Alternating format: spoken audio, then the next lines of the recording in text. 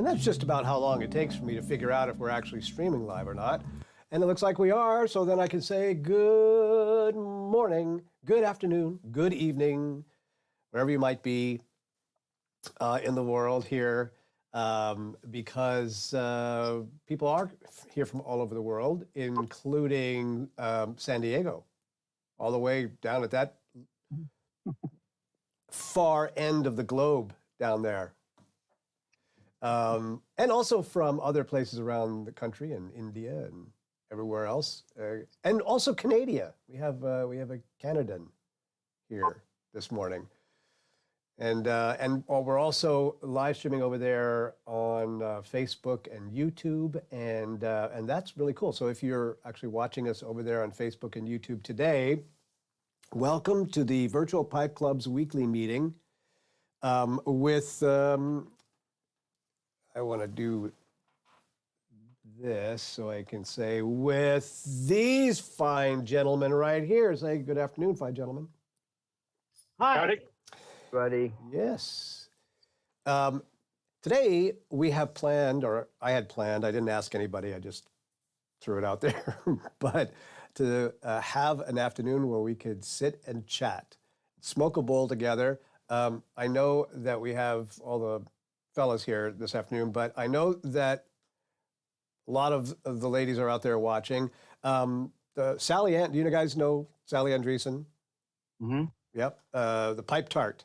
So she's going to be a guest soon, and she's been watching. So Sally, if you're out there watching today, come on into the Zoom room and join us. But whether you join us here in the Zoom room or on the live stream somewhere, the topic for the day is to talk about memories of things gone by. You know, I was just feeling really nostalgic this weekend. I got up this morning and built a fire in the fireplace, for example, and sat on the floor and drank my coffee, just like I used to do in my grandpa's farmhouse. And it's that kind of day. Just before we went live, I was talking about, you know, the memory of the taste of fresh vegetables out of the garden and how they don't seem to taste the same anymore. Anyway, so that kind of thing. And it's an open invitation to chat about whatever you remember that gives you a smile or brings a tear to your eye, it doesn't matter which one. And then we can all chime in and say, yeah, I have a similar memory. Or in the case of Sean, have you taken your medication today? That, you know, either one. So Sean just went off. He just went, forget No, it. I was trying to hit mute. This is my medication. That is your medication. Yes, his pipe. That is, see, that's legit right there. All right. Well, on that note, I thought we would also do our regular scheduled ritual here about passing the virtual pipe. I'll give me a chance to load up. And by the way, at the end of the virtual pipe passing, I've got another box opening for today. My last weekend, I got the chance to open up the pipe set that we got from Janos Kokinos. Janos isn't here yet. Must be something wrong in Cyprus. But I have another one today to open up, the other box set, which is for the Las Vegas Pipe Show raffle. So I'm going to open up that when we get to that point. Anyway, in the meantime, throw up your hands, and I'm going to pass the virtual pipe to Dimitri. Hello, everybody. I'm starting with Chris Morgan's Bayou Buck in this beautiful Tsugi 3-Dot Band Bulldog. And let me pass the pipe to Sean. Tell us about your medication. Okay, my medication today is LJ Peretti 150th Flake, which is a vapor. And I've got it in a made by Briarworks Vermont Freehand cherry wood. And I'll pass it on to Bud in San Diego. Thanks, Sean. It is a 20-degree cooler weather today. It's down around 80 degrees. Been raining for the last few days due to Hurricane K, which is off the southwest coast of San Diego. And I'm smoking, speaking to Janos, club pipe from Janos, and I'm smoking some Ken Byron's Burley Morning Pipe. And I will pass the pipe, head up I-5 to Perry. Oh, thanks, Bud. Yeah, it's 20 degrees cooler here too, but it's 90 instead of 80. I don't think the rain's going to reach us, though, fortunately. I am smoking some Cornell and Deal Black Frigate this morning in a, let's see, that's a Dunhill Bulldog Chilbriar. And then I'll move on to a Dunhill Bruyere, kind of my Dunhill Morning. And in that, I'll be putting some Ken Byron's King Ransom. So it's a Latakia morning for me today. And with that, I'll pass the pipe on to Miguel. Thank you, Perry. I appreciate it. I start my day with Tom Elton-based rusticated poker with bamboo. And my favorite, Campora Virginia blend. And after that, Castello Ciroc Shape 32 Virgin, and with CND Anthology. And I will pass the Virtual Pipe Club to Glenn. Can you hear me?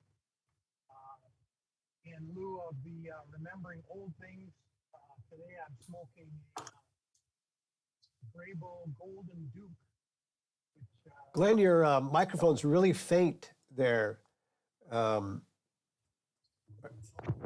It's up on my head, that's why. There we go. Much better. In lieu of the topic today, I'm smoking an old pipe. This is a Greybull Golden Duke, and I love the rustication on this one. It's a great smoking pipe. And my fuel for today is Well, that's good, babe. The last of my London Dock. And I don't remember if this is the Middleton. I had both. I had the Middleton and the Daughters and Ryan. I don't remember which one I put in the glass jar, but it's very good. It's got the nice rummy flavor to it, and classic old-timey blend. So I will pass the pipe on to Tim. Thank you, Glenn. You're that Dr. Greybull Duke. I remember years ago when you'd walk into any drugstore or variety store, whatever, and you'd have a rack, like a rack of Dr. Greybull pipes, and tobacco's behind there, and you could pick one out. I remember those days. Of course, they're long gone, but thank you for sharing that. So today, what I have is it's a Paul Bonaquisti. I would say it's sort of a take on a Castello shape. Paul Bonaquisti owns Park Lane Tobacconist up in New York, and he's a very excellent pipe maker, and I have one of his. I have about 6 of his, so I'm a big fan. And in it, I'm smoking Watch City 558, which is a Virginia Perique blend. And then I believe I'm going to move on to this Peterson Deluxe 9S, really one of my favorite kind of chimney stack shapes. I really like that a lot. And I was going to do an English, and of course, I think it was Perry, you suggested King's Ransom. I actually have some of that, and I think that's a good suggestion. I just might have some of that as well. So that said, I'm going to move on. I'm going to pass the pipe over to Ramachandran. It's good to see you here today, sir. How are you doing, and what are you smoking? Fine. Thank you, Tim. Today I'm smoking my Castello Ciroc 4K, and in it I'm smoking my favorite McBaron's Old Dark Fight. So Delhi is very, very humid. So for a change today, I'm having my beer too, a Kingfisher beer. And once I'm through with my Castello, I propose to go in for my Peterson 302 system pipe, in which I'll have Carolina Red Flake, Coronel Deal. And now with that, I pass it on to Dennis. Hello, everyone. Yeah, been a while. I apologize for not being around for a bit, but it's been a tad busy. So I'm still alive and kicking. Let's leave it at that. It's got warm here today in Indianapolis, so I switched to something nice and light. A chocolate mousse from Sutliff, along with an old pipe of mine that I picked up, I don't know how many years ago. And as you can tell, I haven't smoked it a lot because it's still white. An old Lion's Head Meerschaum. God, when did I buy this thing? Late 70s, if I remember correctly. But it's still a decent smoker. And I'm still glad I'm back in and talking to you guys. Let's see. Who's next? Dave Johnson? I just have to say, by the way, we missed you, Dennis. We did. It's not quite as much fun talking about you behind your back as it is talking to you. So I'm glad you're here. Thank you, Dennis. Glad you're here. Yeah, we did miss you. I apologize for the blank screen. I had a little bit of a medical issue yesterday, and I have to keep my legs elevated for, I don't know, probably another 10 hours. But anyway, that's beside the point. I got that under control. And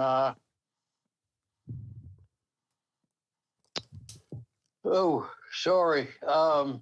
The sneeze and the yawn at the same time. It hurt. But anyway, yeah, I'm like you, Dennis. I've got meerschaums and I haven't smoked much. I would like to smoke them, but a lot more. But anyway, today I'm smoking Lane Limited. I can't remember the name of it. It's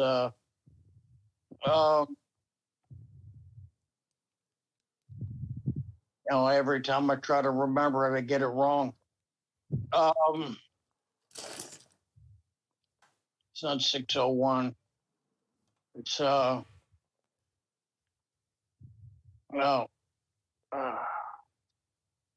shoot, I wish I had the bag with me, then I could tell you. Anyway, it's one of my favorites. And I'm smoking that in a corn cob. I get up every so often.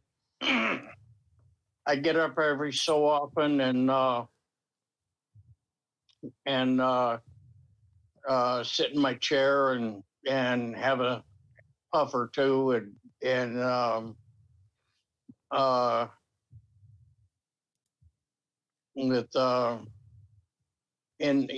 my corn cob. And I'm going to stick with that today. That's going to be my few and far between today. And let's see, I'm going to pass it on to I can't see hands.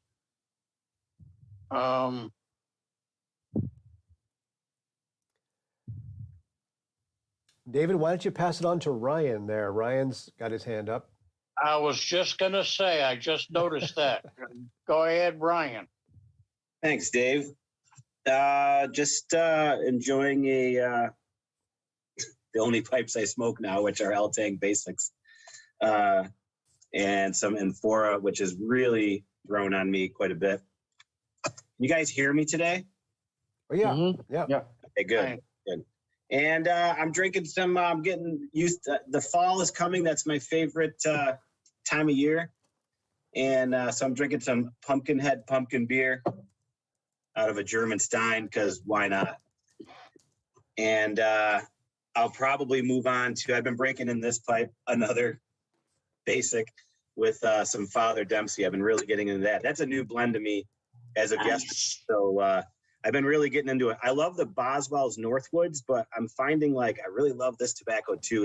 It's definitely a different beast, although in that same kind of category. But I've been really enjoying that tobacco. So I think I'm last. So I'm going to turn it over to David.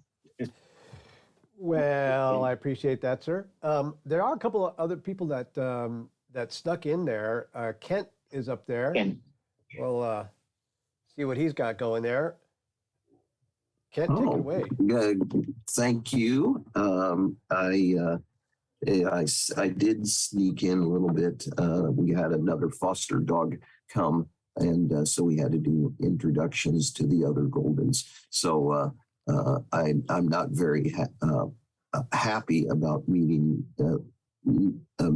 the first part of the meeting. But, Golden Retrievers are, just a slight step above pipe smokers. The pipe I'm starting with today is the one that's behind me, and you can see the before and after. It cleaned up pretty well. It is a Wellington, surprise. I only have like more than a dozen of those. And based on the shape of the wind cap and the fact that it says French briar and made in USA, I think would put it around 1890. But if you guys have input that would inform an age on a pipe like this, yes, I do love Wellingtons, and I've got some match ready rubbed, Edgeworth ready rubbed, the match that Sutliff makes. That's how I start off with every pipe when I get one in. And I will probably have an aromatic. No, I'll probably have some Burleigh Black in another one, another Wellington that has a wind cap. Bigger. This one is probably a 3, group 3, and the most Wellingtons are upper 3, lower 4, and so we'll see how this thing smokes. And it's just I can't wait to hear the topic of the day and the input you guys have on that. And so Dave, Canadian Dave, still has his hand up, and I think he might be ready to go. Sure. Thanks, Kent. Yeah, I just had a few little errands to run there, unfortunately, at the beginning, but glad I made it. I'm going to start off today. It was nice and crisp this morning, below 0. It's climbing now, but winter has for another 7 or 8 months to the Great White North. So I'm going to have some Seattle Pipe Club plum pudding, and I'm going to smoke it in a big gourd calabash because everyone's all pumpkin and spicy now. So I may as well get my gourd out. After that, I'm going to have a little bit of a sample a friend sent me. It's HH Acadian Perique, which I've had a few bowls of them now, and it's amazing. I wish I wasn't out of production. So that's how I'm going to start the day. It's good to see everybody, and I'll pass it back to DDR. Well, thank you, sir. I'm trying to see here. There's a couple. Steve Spent, did you go already? I did not. Hey, guys. Good to see everybody. Just like Dennis, I've been doing some vacation traveling and just extremely busy, but good to see you all. Try to get back to a little more regular attendance. I am just still summer here in Central Illinois. So finishing off my initial tin of Sun Bear Mountain Flower in this natural Roma Bent Dublin today. Anyway, great to see everybody. Thanks for calling me out, David. Yes, sir. And I thought there might have been a couple. Oh, Amir is here. Hello, sir. What are you smoking today? Hello, how are you? I'm smoking H.H. McBarron from Burley Flake. In my new acquisition, this is, I think this is, let me show you. Okay, this is a nose warmer. It's made by a Russian pipe maker. I forgot the name, but it's a gift. Actually, it's really nice. It's a reverse calabash, and it's really good smoker. Can you hold that to the a little bit closer to the camera there? That looks really nice. Yeah. Yeah.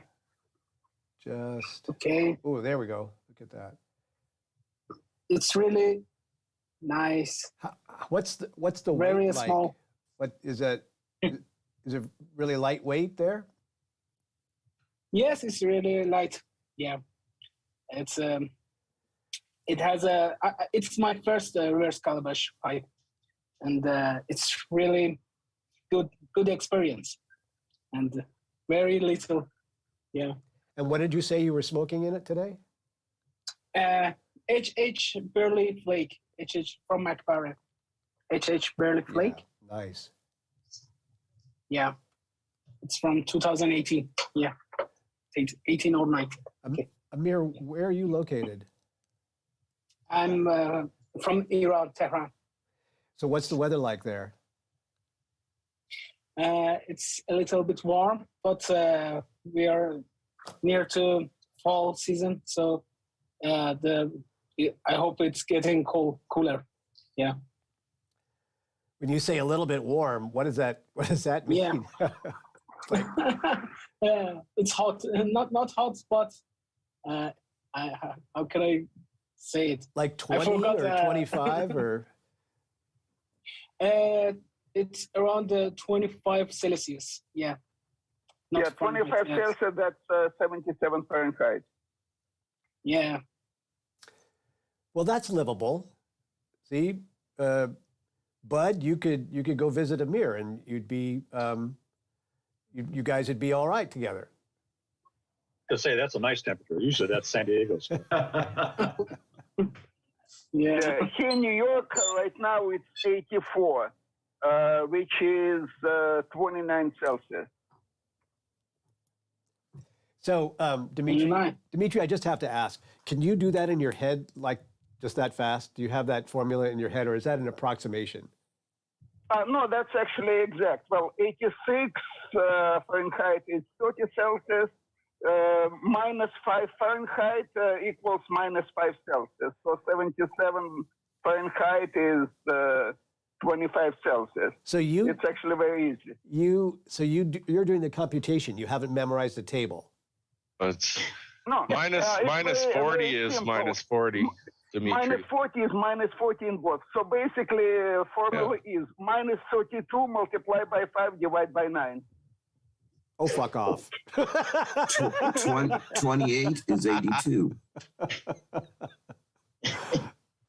I have so much respect for you right now, sir. I always have, but right now that you're I second the motion of our esteemed brother. Yeah, exactly. And Dave, I'll do a slight correction. Minus 40 is freaking cold. Minus 40 is freaking cold. That's right. Minus 40 is Tuesday up here. Well, see, that's what you get when you live in Canada. That's what happens there. Dimitri, you haven't gone yet, have you, to say what you're smoking today? Yeah, I went already. Did you? All right. Do we miss anybody else? Paolo, did you? Paolo Pasetti. Sorry, I have an old computer disturbing me with the.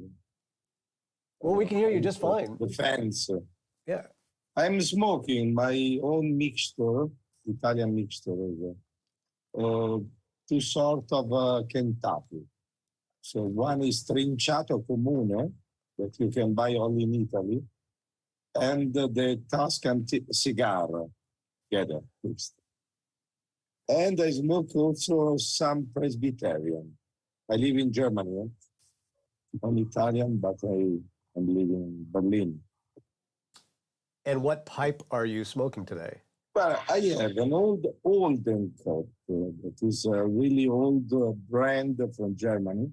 It doesn't exist anymore. This is probably 50 years old. It's really light. I like a pipe with a small chamber. That's beautiful. I prefer to refill more time than a big pipe. I have many big pipes, but I'm not familiar with them. Oh, I need to eat a lot and to drink a lot.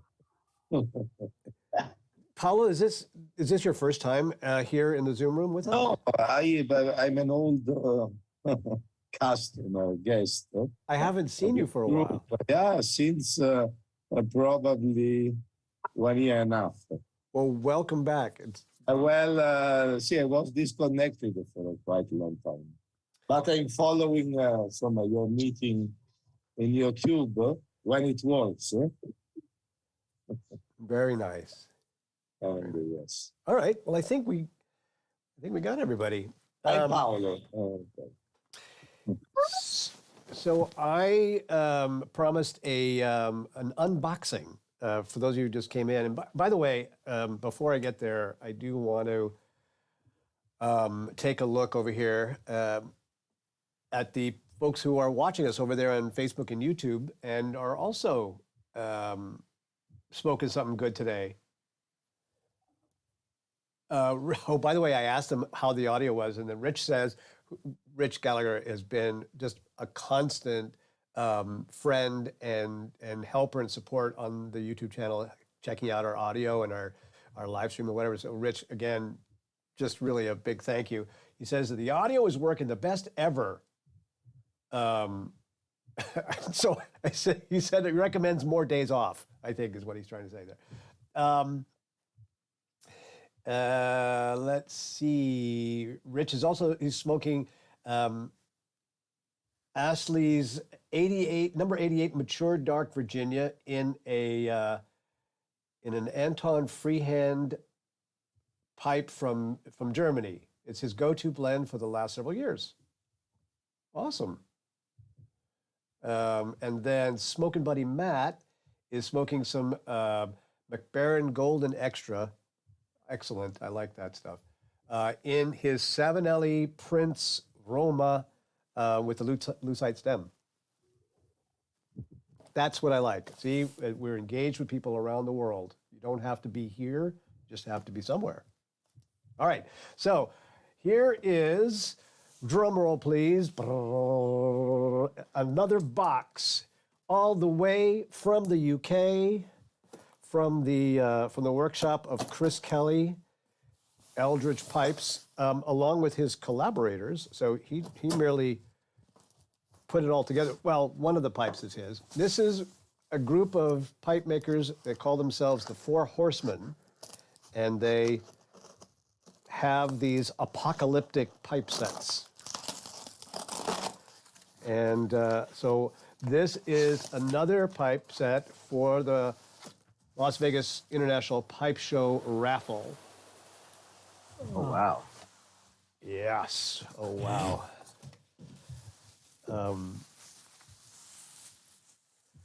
I think at the risk of really offending a lot of people around the world who I'm expecting death threats after this, but I think this is how they're interning the Queen right now with bubble wrap of this nature. No, Dennis is like, no, don't say that. Don't be crass. That's not a Royals joke. That's a bubble wrap joke. The Queen is dead. Long live the King. Absolutely. Now speaking of long live, here it is, the Four Horsemen. Rest in peace. Because these pipes are all sitters. And so here, oh, look at this. Wow. All very nicely. We'll start with, I wonder if show who's who here. I don't know which one. This, Well, I definitely know who the last one is now. yes, right, right.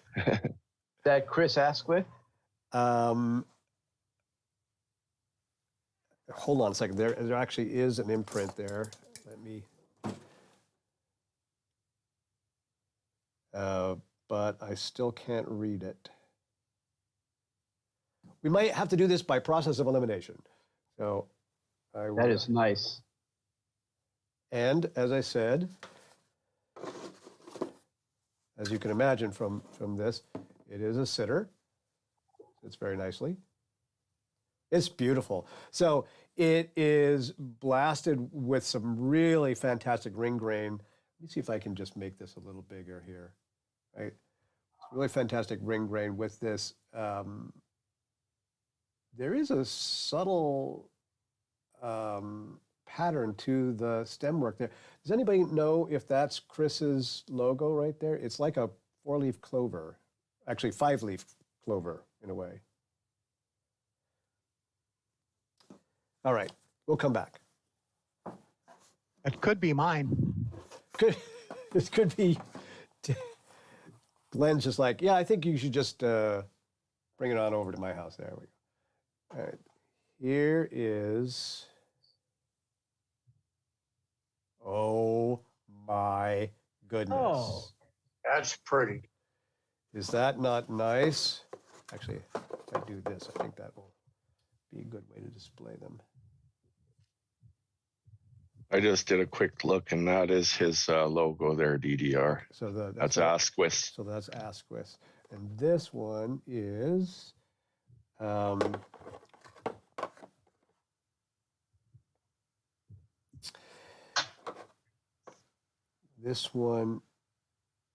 Blakemar Briars, a panel. I guess that is also sandblasted there, but a very beautiful matching stem there. I wouldn't be surprised if these are all Chris's stock that they're using. But that is Beautiful, just like a deep coffee color stain on that there. And again, that is a sitter. It just like the whole thing flat as yeah, I'm not even going to go there. That is beautiful, beautiful pipe, Blakemar Briars.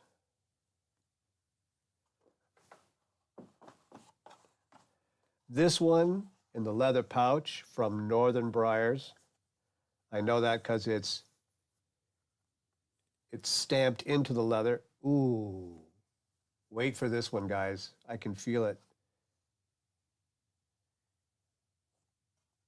Wow. Oh, wow. Lovely. Lovely. Let me see. I'll do it this way. Yeah. Look at that. It's like an Umpal, but an Umpal stack with a military mount and this really beautiful Cumberland stem. There's touches of green almost in the very subtle, but very woody kind of stem, and it's a absolutely exquisite sitter. Let me see if I can get this a little closer to the camera. Yeah, it looks from here, there's a little bit of green in there. Do you see that too? Yeah, but very subtle, very subtle.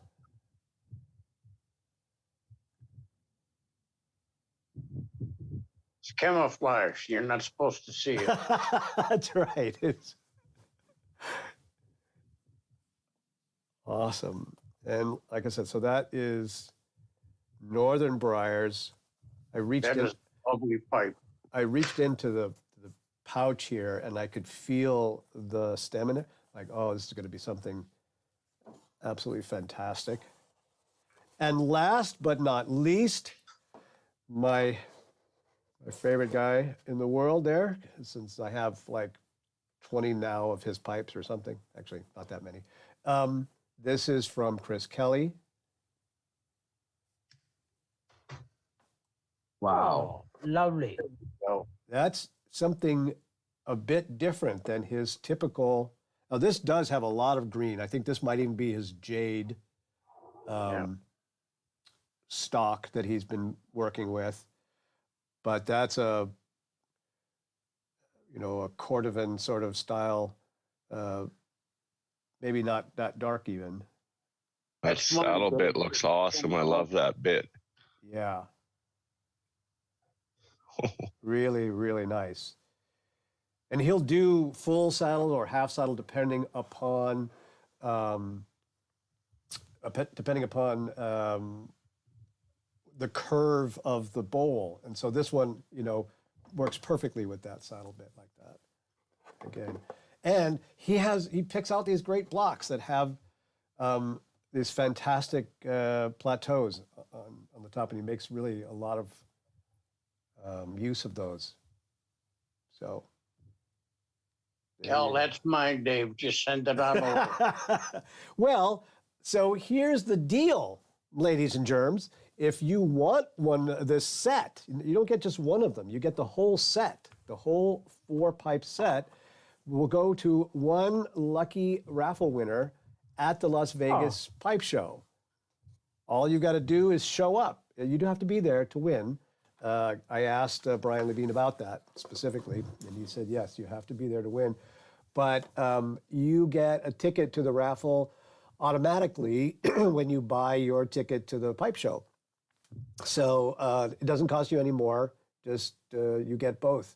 And also, not for nothing here, let me just remind you, well, actually, I have photos. We'll just do the photo. To remind you of this set here, this box set, which we got last week from Janos, which has our logo in the lid of the 2-pipe set. Comes with 6 different stems to choose from, and one person who gets picked from the raffle will get the 4 Horsemen set, and the other person will get this set from Janos. Anyway, isn't it exciting? I'm like a kid at Christmas. It's not going to me. I'm not even going to touch them after today. They're going back in the bubble wrap. But I was excited to be able to be a part of that whole adventure. Thank you for showing those. Those are amazing. Isn't that really a beautiful set? I'm so pleased with. I mean, that's like a $1,000 prize. I mean, just with the pipes. Maybe, I mean, with the case. I mean, yeah. I mean, that's a very incredible prize. Yeah, that's in U.S. dollars, slightly more than that. Well, $1,000, that's very conservatively speaking. That's like closer to 1,500, I would say. So this was sponsored by us, by the Virtual Pipe Club. So the Virtual Pipe Club sponsored this raffle prize for the Las Vegas Pipe Show because we wanted to help support them, and we wanted to help encourage people to buy a ticket and show up, and a little extra incentive to do that. Speaking of which, give us a second here, because one of the organizers of the Las Vegas Pipe Show is on his way in. Be here any second. Dave, that's your cue. Dave, there you go. Dave, have you been watching? Hi, are you talking to me? Yes. Oh, no, I haven't. I just got home.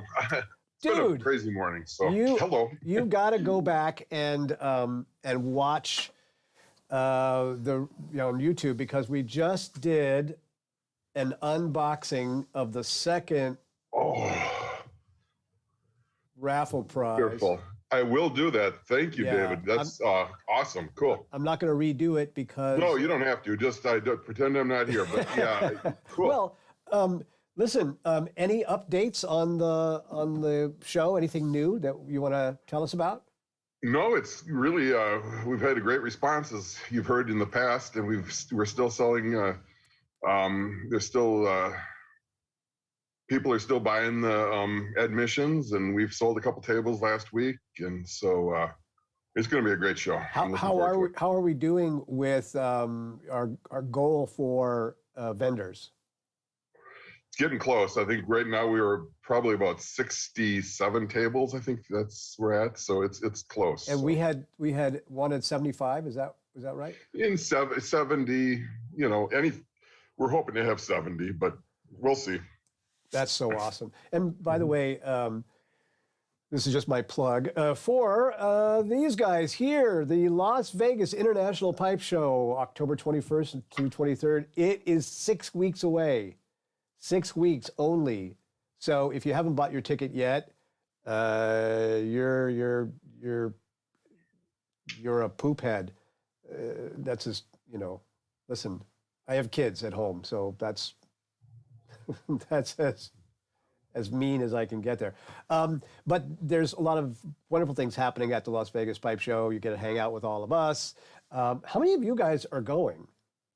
Anybody going? Vegas? No? We got Bud from San Diego. Bud's He's going. coming. Sweet. Bud, you and me, we're going to... I hope so. Yeah. We're going to rule the ranch there. There's about at least 8 guys from the San Diego Pipe Club that are going to be up there too. So yeah, so it'll be a good time. You know what that means, Virtual Pipe Club members? We got to represent. We're, Bud's bringing 8 people. Who all is going here? I think Alvin's going. I think he said he's going to go. I think Alvin's going. Yes. Yeah.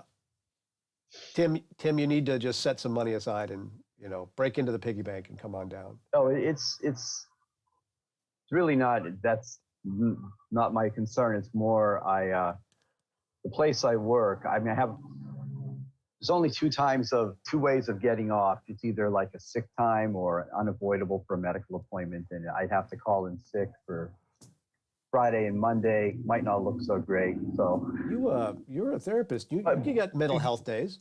Yeah.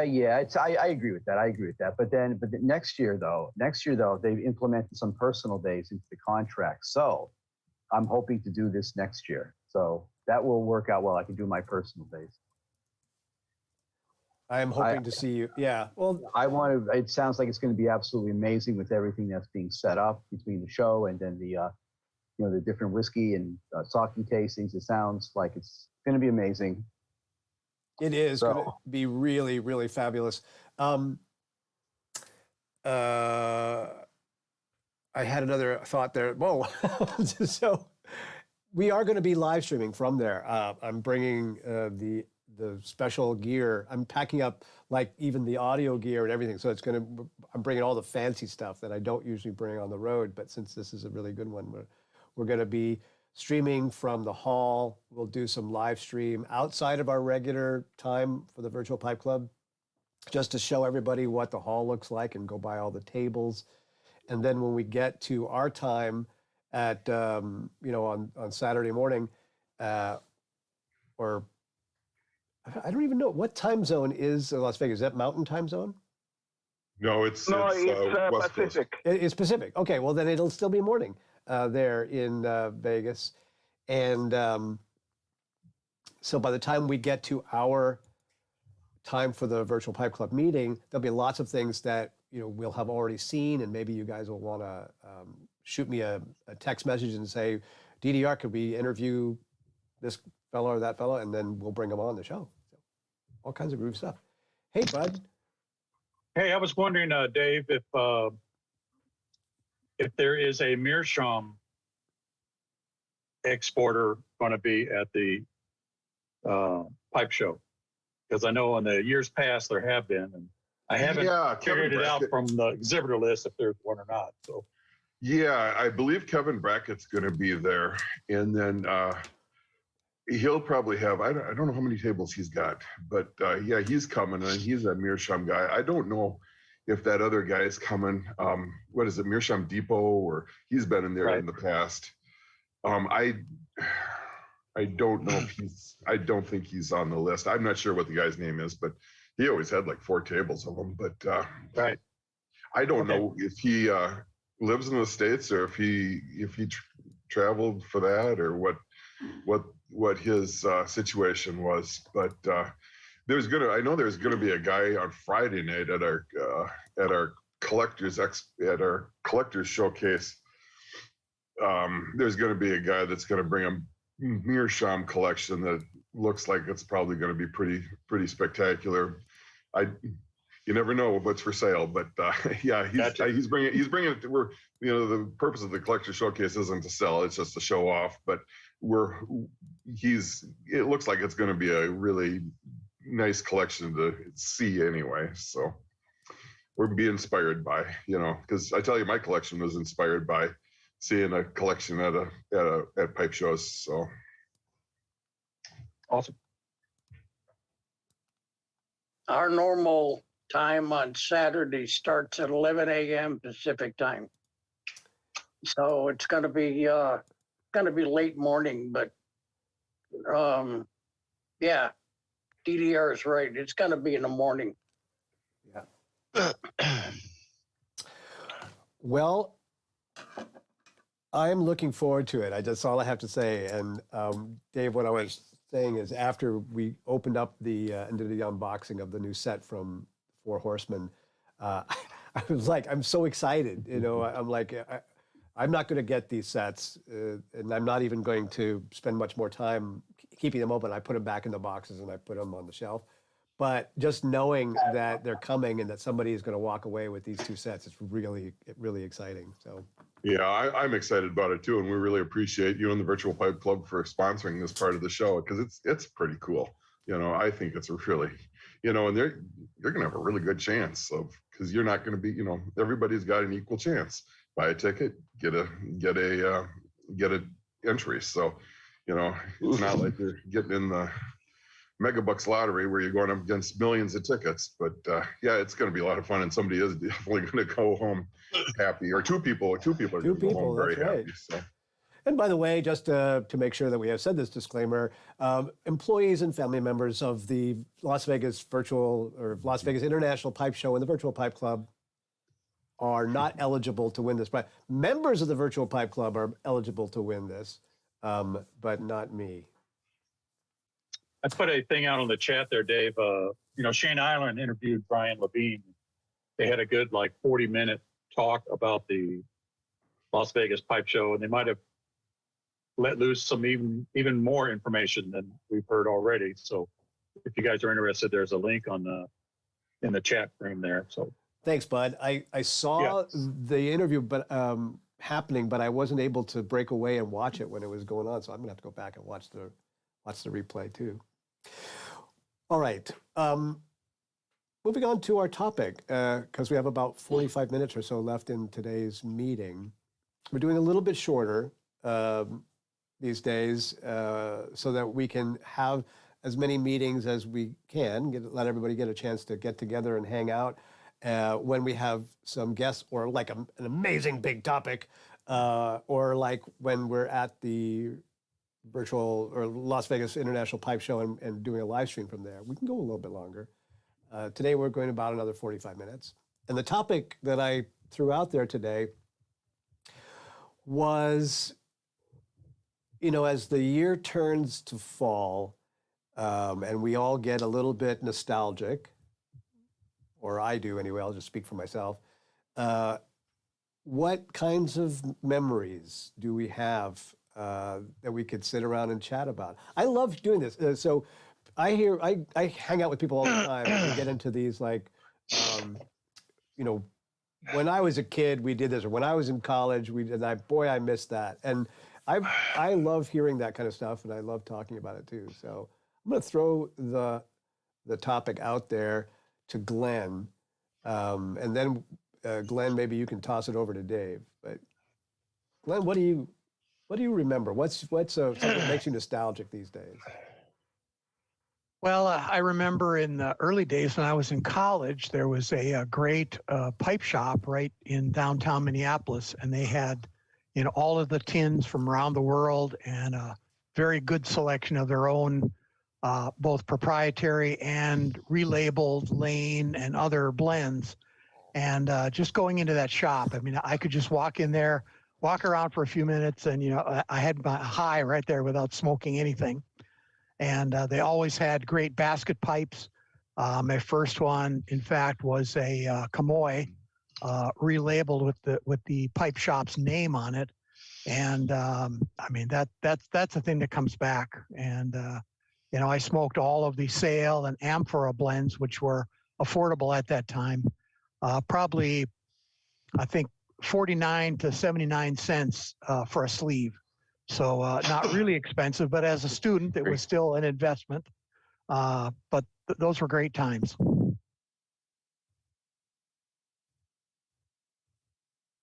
Glenn, what was the name of that store? It was called Billy and Marty's. I It was there for years and years. And I think they moved once or twice after they moved from the busy Nicollet Mall area. But they were around for quite a while. Very nice shop. So I know you have Rich Lewis's shop out there, and he seems to be, really mostly into repair. What shop is there a shop you can go to now where you can go in and? Yeah, Rich, we have probably a half a dozen or more shops.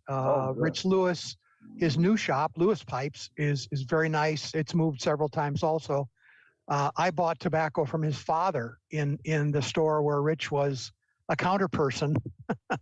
I think maybe even before he started making pipes. And I believe it was called Red Horse. And my favorite blend there was one of their locally produced blends that had deer tongue in it. And I love the flavor of the deer tongue.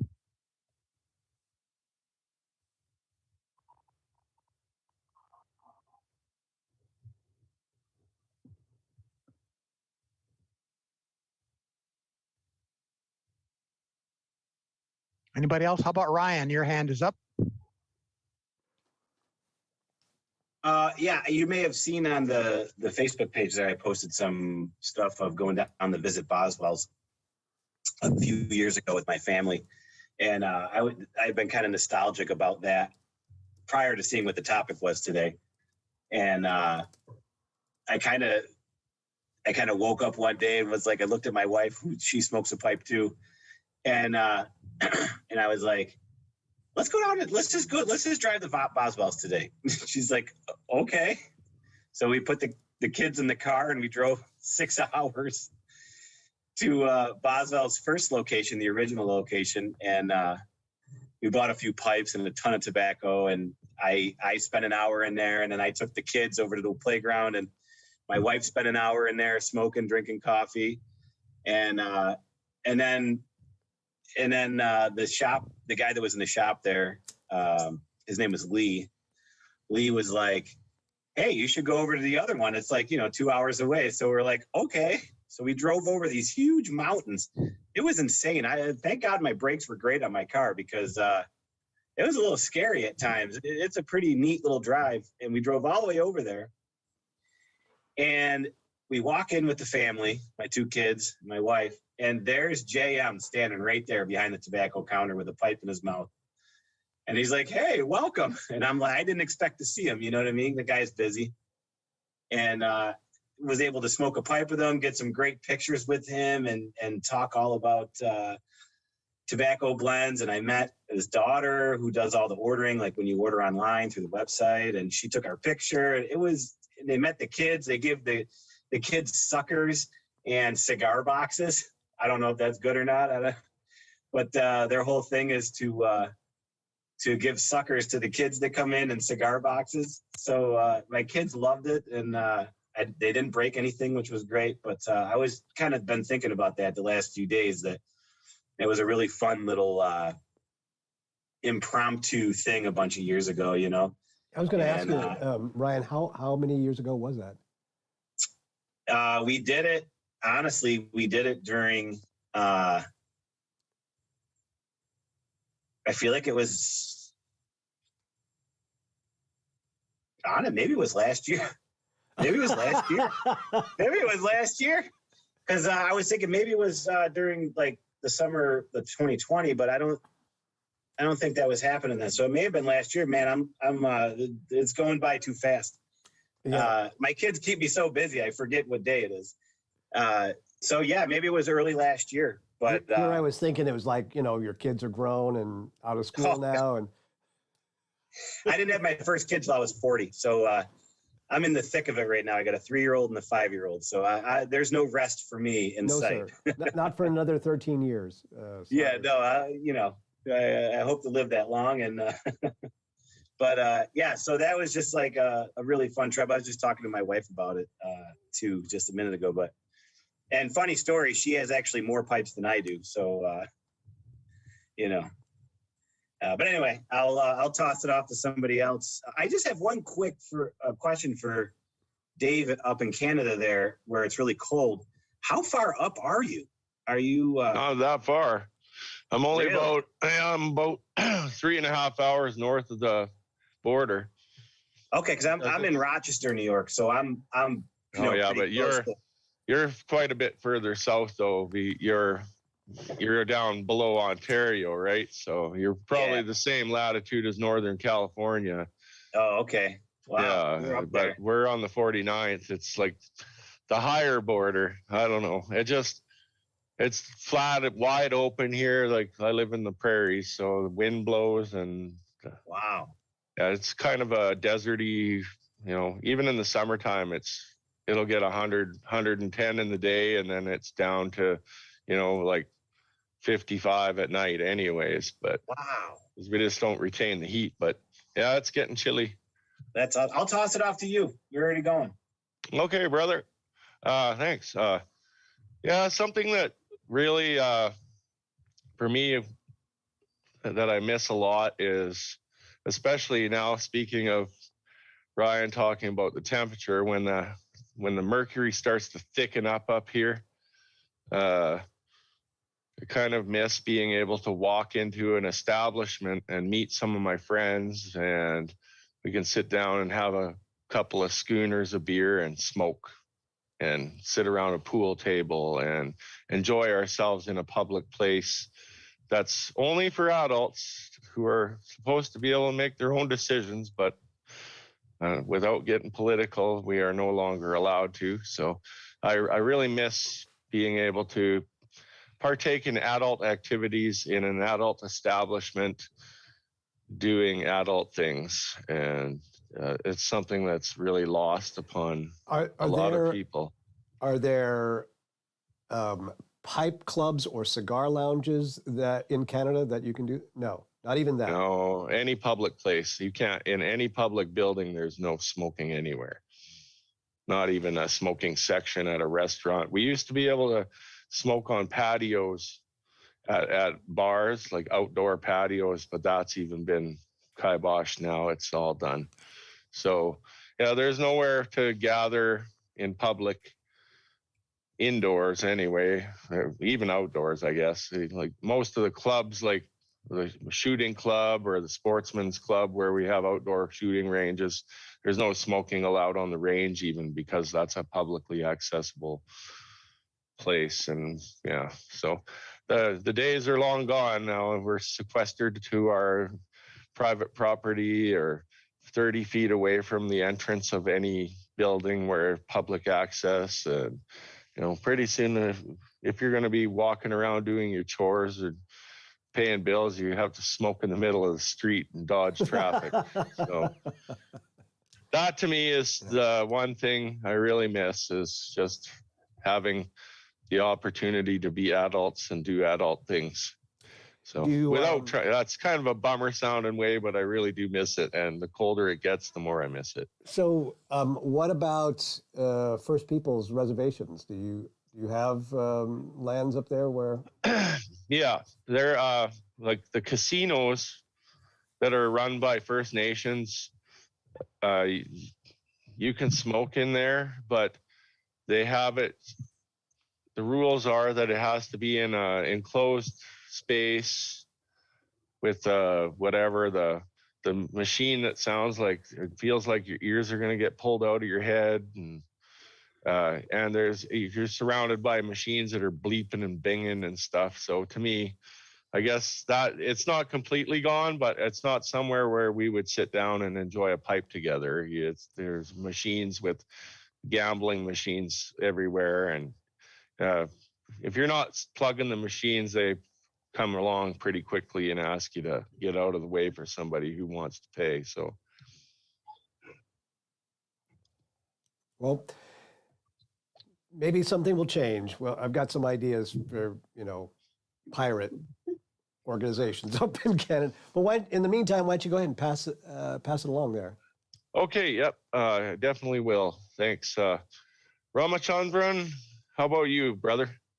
Thank you, David. I belong to that part of the globe where pipe smoking and cigar smoking is still not as much as what it is in Europe and America. Nevertheless, at this time of the year, there are great memories of me visiting the private clubs, which at that time of my life, when I was quite young, there were areas where one can smoke and have a pipe or a cigar. The autumn is beginning. The hot and humid climate is giving way to the pleasant and slightly chilly mornings and evenings. And the festival season in India begins when we have back-to-back about 5 or 6 major festivals.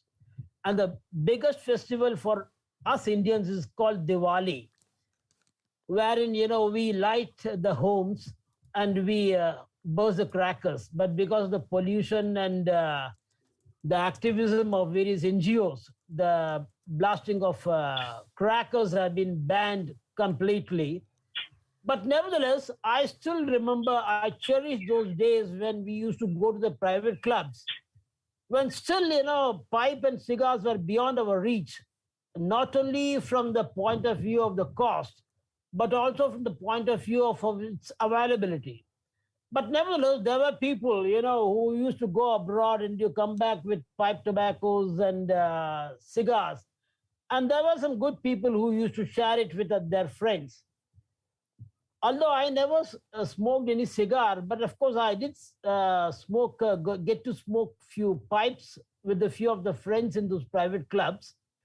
And at this time of the year, as I said, the autumn is beginning and the early chill of the fall is slowly, showing up. It's a great, it used to be a great memory of, trying to learn something, which at that time, we didn't completely do, but over a period of time, we have been able to do it. But those were the nice memories when, our friends used to bring in and used to teach us how to smoke a pipe, something about the various tobaccos, about Virginia tobacco and other, when the elderly people, the club members to whom we used to flock at that time of the year, they used to teach us. So they were all great memories. And, today when I'm a full-fledged pipe and cigar smoker, when I think of those days, it makes me very nostalgic. Those were the great days. Absolutely no doubt. Those were the great days. When, of course, we didn't have so much in terms of variety or in terms of affordability. But nevertheless, we did enjoy every moment of it when we were slowly, stepping our foot into the fabulous world of pipe and cigar smoking. I've never smoked a cigarette ever in my life. And I always started with a pipe and cigar. So I feel, that much quite lucky that I was able to get in touch with those people, thanks to the various private clubs where I've had access at that point of time.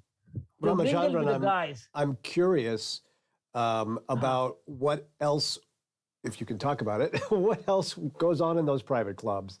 So, if it wasn't a club specifically about pipes and cigars.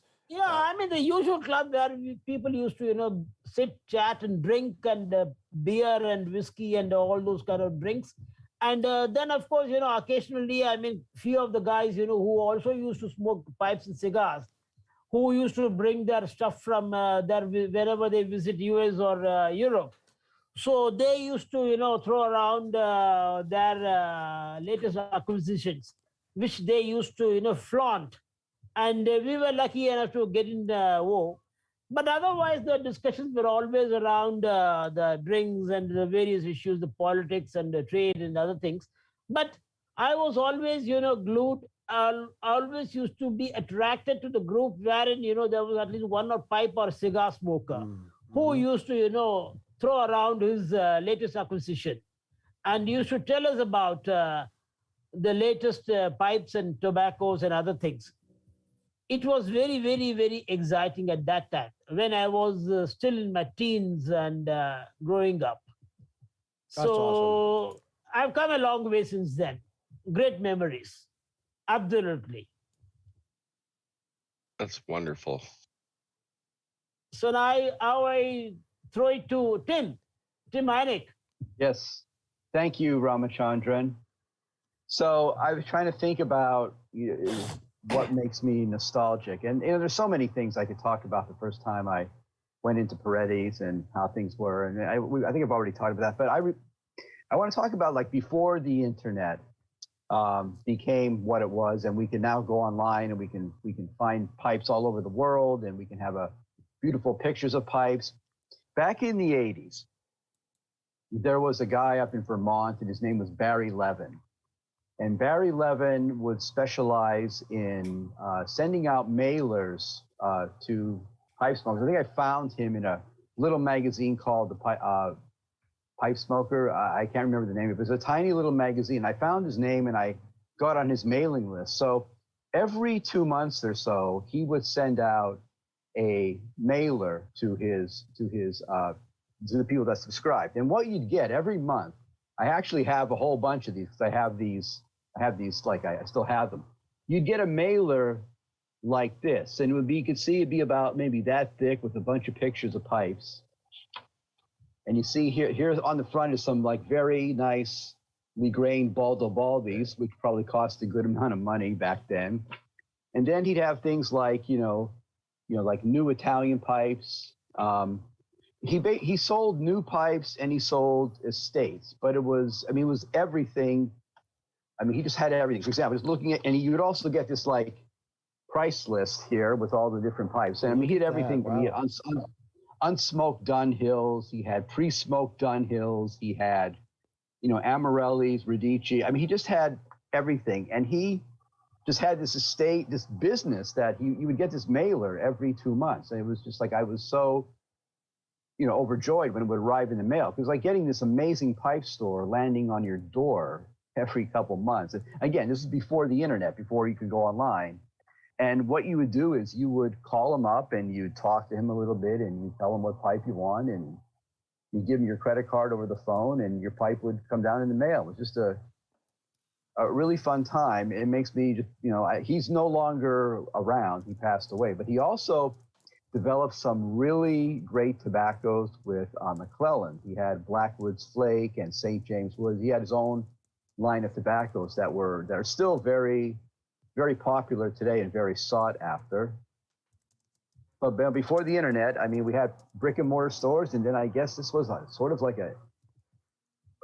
some sort of early version of the internet or something like it. But that's my nostalgic memory. And I'm lucky to have gotten a few good pipes from him that I still have to this day. And every pipe has a story, and I've got a few pipes that have a story. So I'm going to pass it over to Dimitri now. Thank you, Tim. Well, there are a lot of things I'm missing. And, well, of course, one of the major ones, McClelland tobaccos. By the way, I still have 1 or 2 tins of McClelland tobaccos made for Barry Levin. With like on the back of the tin, there is a golden sticker which says Barry Levin. Yes, I have that. I smoked quite a few of them. Of course, I miss time when there were more tobacco shops in New York, like Arnold's on Madison Avenue. I remember when there were 4 different Buckler Rex shops in Manhattan. Now there is only one, but Buckler Rex still oldest tobacconist in New York, 112 years since 1910, and still in the same family. We almost lost that wonderful place. Well, actually, it was quiet down even before the pandemic. And when pandemic started, I was almost sure its days are counted. But two amazing women, Vanessa, who is great-granddaughter of founder of the store, and Joanna, who is manager, they saved the place, and now it's better than ever. They have great selection of pipes, amazing selection of tobaccos, plus excellent selection of cigars. But most of all, I miss Nat Sherman, which was like smoker's heaven in New York City. Today I'll have to leave early, just in a few minutes. So before I go, I just want to mention that there is another pipe show coming on October 1st. For those who don't know, Capital Land Pipe Show in Albany. It's organized by Nathan Davis, who is one of the officers in United Pipe Clubs of America. So it should be a really nice one. It's totally new. And you might know Nathan Davis also as owner of Gray Woody, who is online distributor of K Woody Pipes.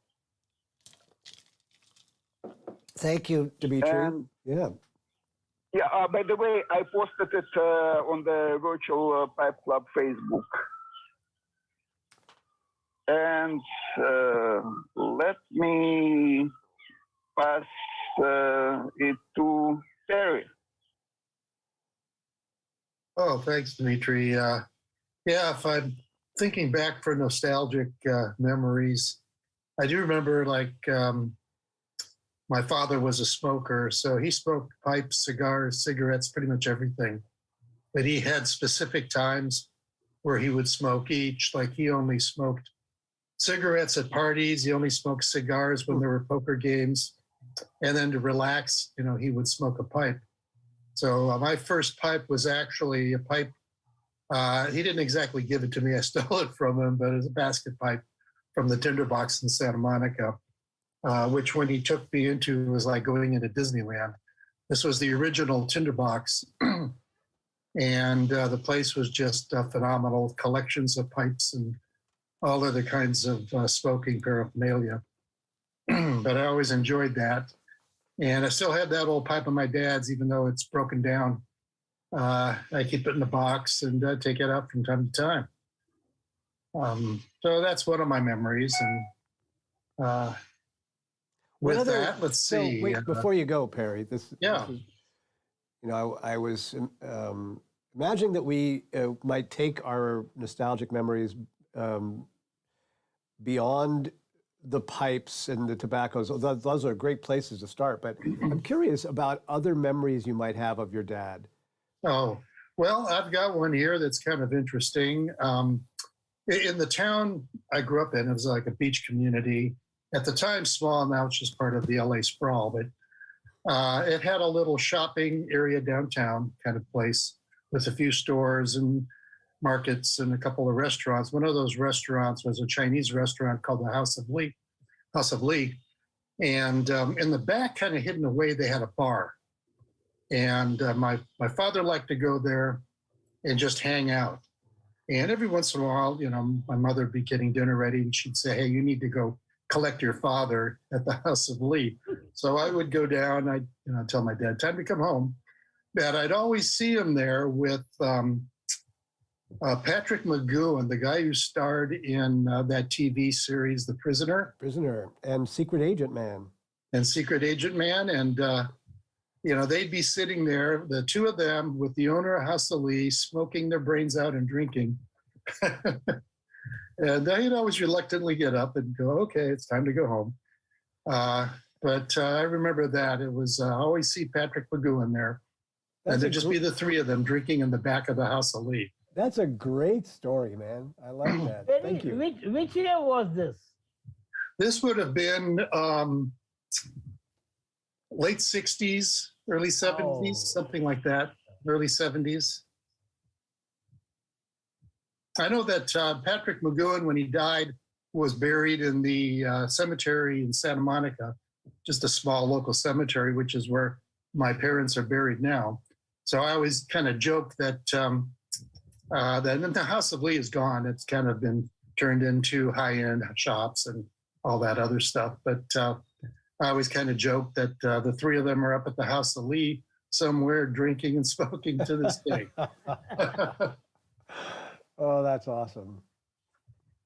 Well, Perry, you want to pass this along maybe to Kent? Or to Yeah, go ahead, Kent. Thank you, Perry. Yeah, when I read this, I didn't immediately bring my memories to to pipe and tobacco, but there was in a big part of my life when I was connected to academia that the universities would start up, and starting with my post-grad, and then after that being associated with universities in the Midwest and in Texas. And it's a different climate, literally. The used to be the weather in the Midwest would get a little bit cool at the end of August and certainly into September. And so you go back and one of the things that you do as an undergraduate is you go into the tinderbox or whatever is available at your near campus, and you get the obligatory university pipe, because that's what we did. But really, what came, and I don't know if that's true nowadays, that the two university towns I'm close to, they both have a good local brick and mortar presence, and that's good. They're not necessarily close to campus. The one at that's about an hour from us. It's literally blocks from campus. The one in the place where I took a degree, you had to go to a Twin City, and it's definitely not walking distance. But people got there, and there's always ways to, where there's a will, there's a way. So the memory that came from me was working in the garage with my father and brother on the cars. We had a three, sometimes 4 cars with a 2-car garage. Sometimes we got 3 cars in there. You may remember the Rabbit from VW. Oh yeah. We were able to get 3 Rabbits side by side in a 2-car garage. It's not easy getting them in and out, but you could squeeze them in that way. Yeah, when you of put course, that many rabbits in a garage, though, you wind up with a whole bunch of little, beetles. Exactly. That was the joke. He started with 1, and then when he got 2, then it suddenly turned out to 3, and it was predictable. So we're working in there. I'm not a mechanic by any chance, but back in the day when that's what old people say, the cars were easier to work on, and they didn't necessarily require electronics, let alone special tools. The first car that I, at least part of my father spotted me a little bit money to buy a Datsun pickup truck. It was the engine was a 1.6 liter, so it was underpowered, and all sorts of memories on that. But the way that it had dual points, if you know what that is. You know, the things that make sparks. That it doesn't depend on electronics to tell you when it's actually a mechanical linkage, and dual points. So not just one set of points, but a second set of points. And you didn't have to have a fancy gapping tool. What you needed is from the pipe shop, the book of matches, you know, and the thickness of a book of matches cover is exactly the gap for those and lots of other points. And those memories were good. You had to fire up the heater in the garage so your hands wouldn't freeze up as you're working for it. And the tools would definitely be cold. And I'm not, again, a great mechanic, but at least I knew my way around some of the tools. What I enjoyed is sending my older brother. It's always a competition, by the way, with brothers, to fetch a tool that Dad needed. Now, he went on to be a Elizabethan literature professor, and so definitely as much or more of as academic as myself. But at least I knew a little something about tools. I loved one time to send him that Dad wanted for this particular job a left-handed screwdriver. He spent a long time on that one. So those are the kind of memories that Fall brings back. That's great. Is working in the garage. Go ahead, DDR. You reminded me of a car. Speaking of cars, the first car I ever bought was a 1957 Chevy, and I bought it for $75. So I started thinking about that. I bought that car in 1975, which means that it was only 18 years old at the time. I was born in 57 also, so that was when I bought it. You know.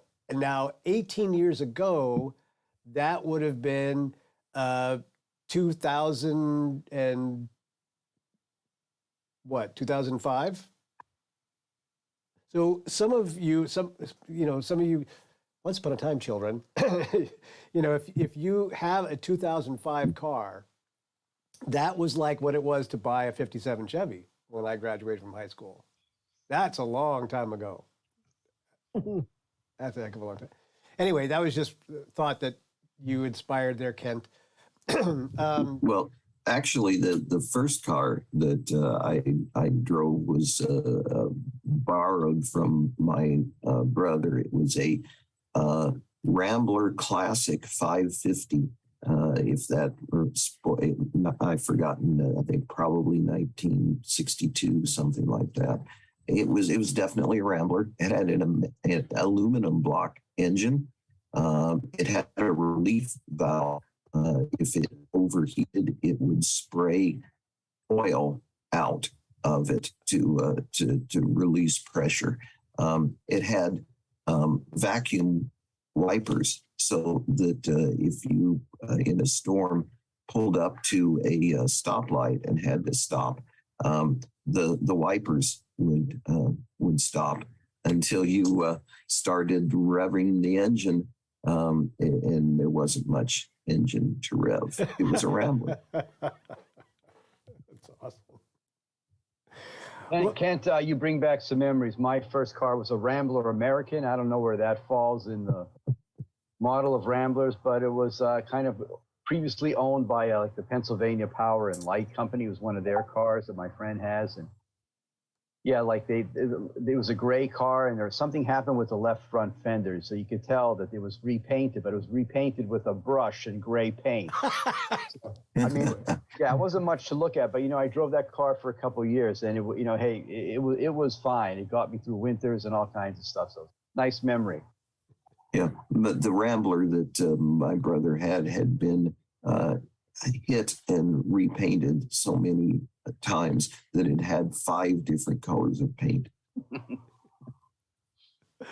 Let's pass it on Looked to like a Dave jawbreaker.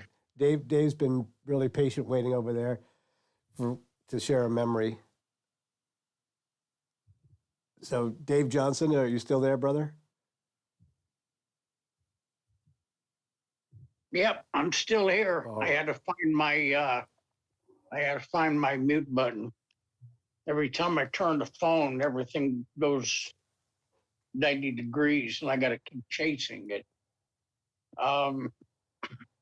Yeah. I don't know. I don't have a lot of wonderful dad memories, but I had when I was in college, there was a pipe shop that I used to go to all the time. I used to hang out there, and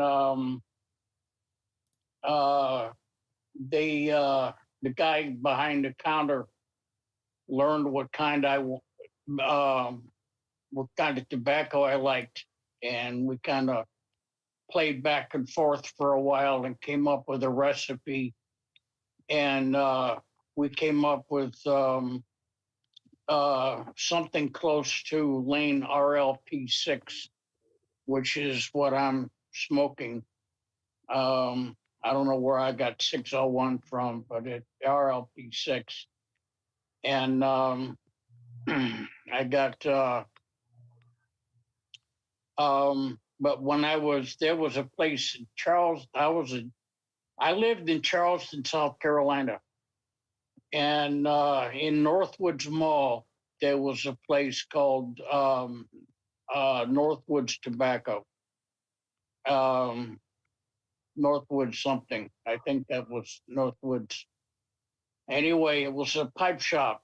And this was long before the days of head shops and vape shops and all of that. You call it a pipe shop, and you walk in the door and you got walls of pipes, and you got a cigar humidor, and they very few cigarettes did they sell. If they had a regular customer that bought a couple of pounds of tobacco during the month that also smoked cigarettes, they'd grab they'd go down to the local, I don't know, supplier of some kind and grab a couple of cartons and keep it under the counter just for them. But that was the extent of it. And so I used to hang around there. I hung around there for days. I put in that was my only society for a long time. I'd get off work, I'd go down there, and I'd stand around and talk to customers.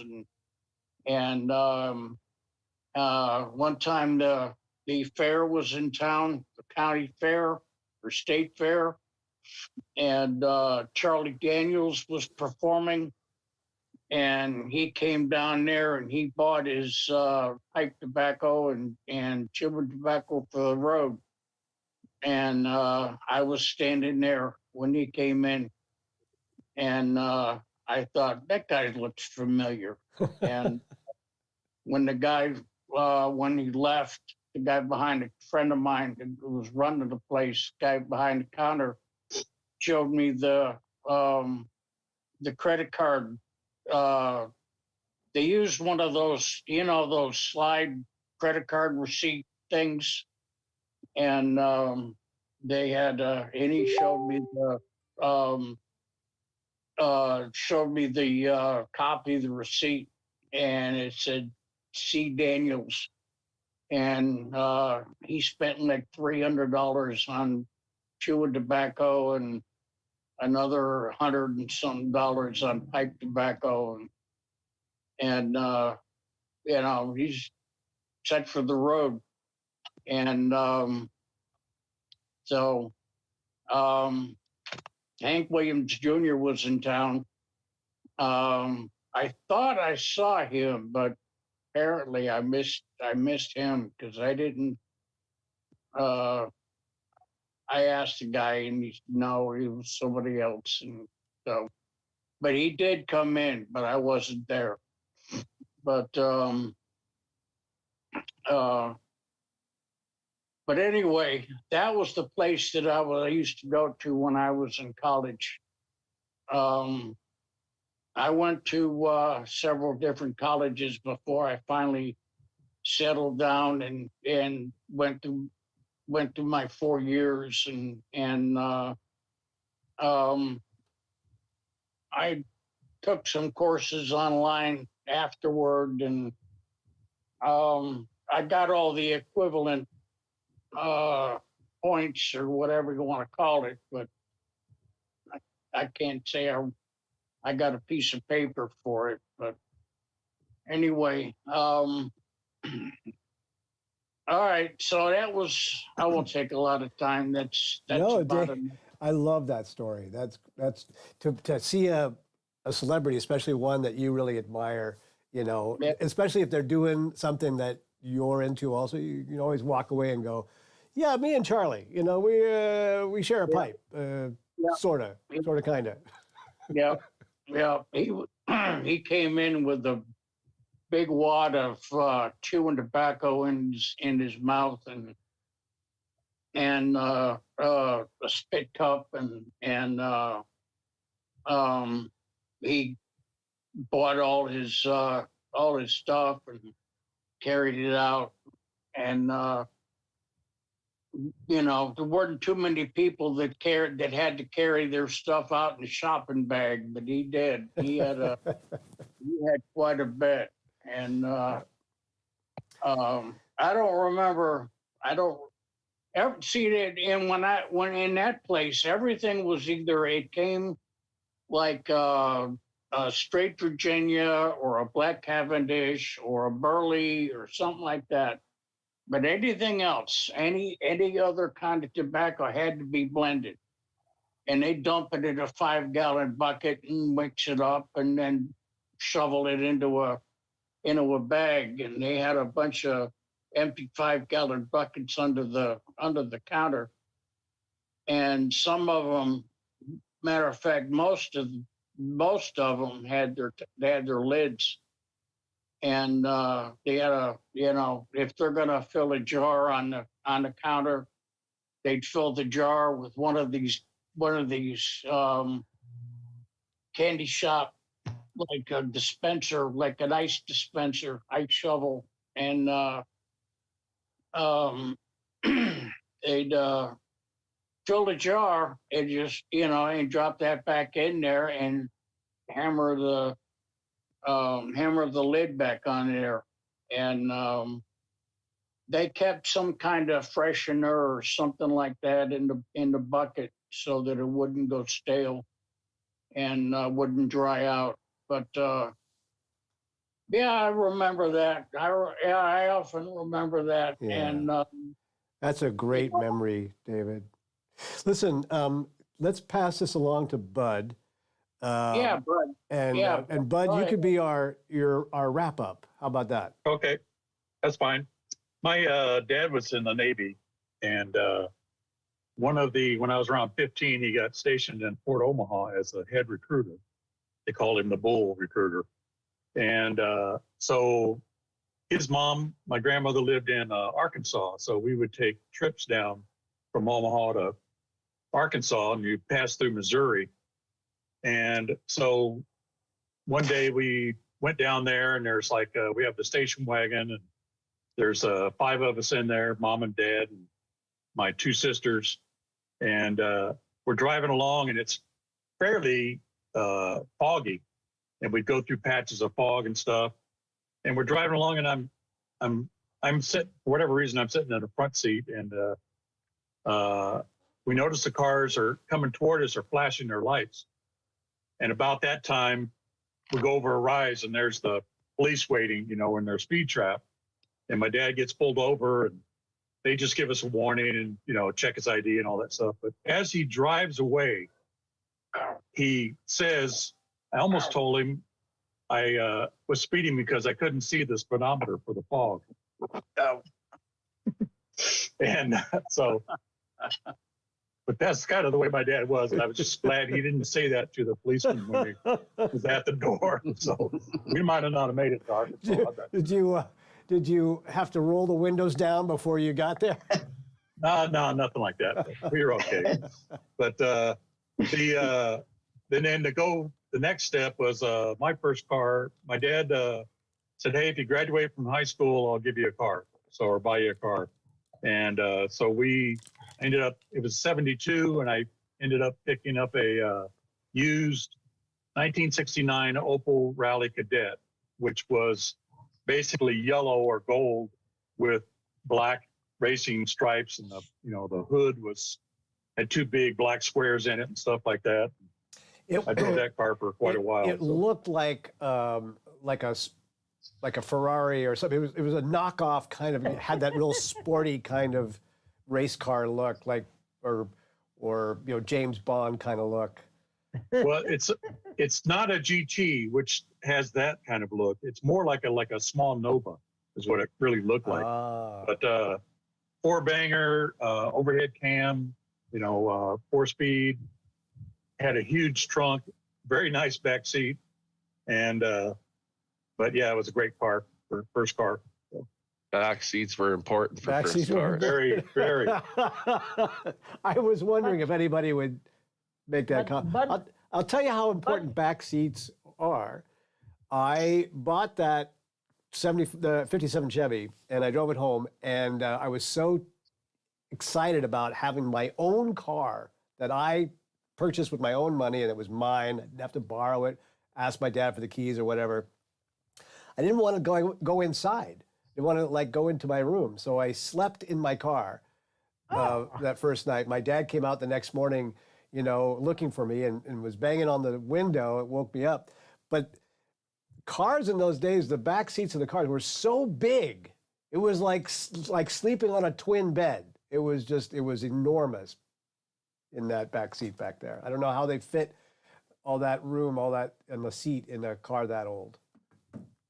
I had a lot of reverence for the back seat. So my first car was a '73 Volkswagen camper. Oh, so the back seat was multi-purpose in the true sense of the term. Which tells us a lot about Dave's history there. That's why I thought this would be a great topic for today. It's very well. The revealing. family car was a station wagon, so there you go. All right. Well, everybody, I want to say thank you for. That explains a lot about Dave. I know, right? But Dave, did you feel like James Bond driving one of his fabulous, flashy cars with a beautiful female? Did you feel like that when you got your car? The beautiful female was in there anyway, but it just wasn't a flashy car. Yeah, there was a lot more room for the acrobatics anyway. We'll put it that. We'll leave it like that. Hey, that's an overshare right there. That we can stop at that moment. We're trying to maintain our PG-13 rating. There we go. Yeah. All right. Hey guys, thank you so much for this week. And I've somehow we sort of lost the connection to our chat function over there on Facebook and YouTube. But I know that there was a bunch of people watching throughout the whole show, and I just want to say thank you guys for watching also, and I love you just as much as the guys here in the, well, maybe not just as much. I love the guys in the Zoom room more. I just have to say, as a father, there's always one child that is just slightly more. Anyway.